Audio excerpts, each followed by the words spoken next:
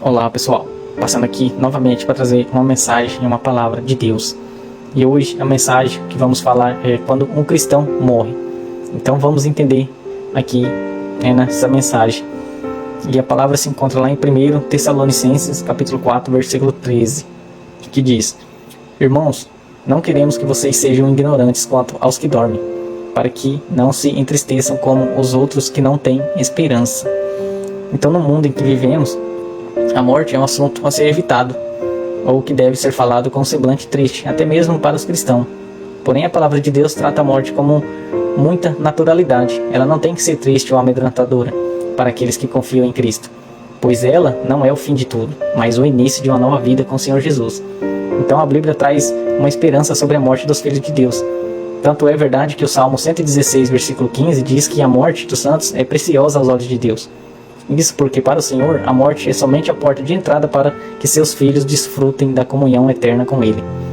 Então lá em Apocalipse 14, versículo 13 diz: Então ouvi uma voz do céu dizendo: Escreva, felizes os mortos que morrem no Senhor de agora em diante, diz o Espírito.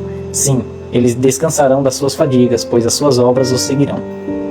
Então a Bíblia nos garante que a morte de um cristão não é uma tragédia, e sim uma entrada gloriosa no céu. Deus instruiu João a escrever o versículo de Apocalipse que acabamos de ler para nos mostrar que não devemos nos entristecer por muito tempo quando um ente querido morre. Pelo contrário, devemos nos alegrar, pois quer vivamos, quer morramos, pertencemos ao Senhor. Romanos 14, 8. E é o Senhor cuida muito bem daqueles que pertencem a Ele. Então, por mais doloroso que seja se despedir de alguém, devemos nos lembrar que o nosso ente querido partiu para uma jornada muito melhor do que a que ele viveu nessa terra, pois ele partiu para os braços de Deus.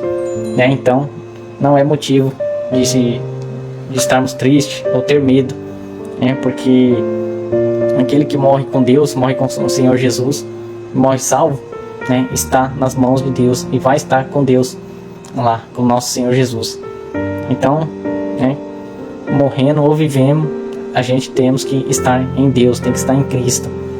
Então, e não perder jamais as esperanças também, e ter fé que nós, com certeza, estaremos lá com Ele.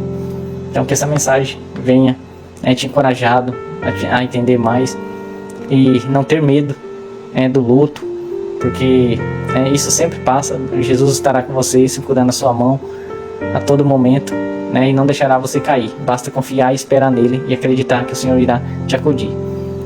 Então, que Deus abençoe você onde você for, você e sua família.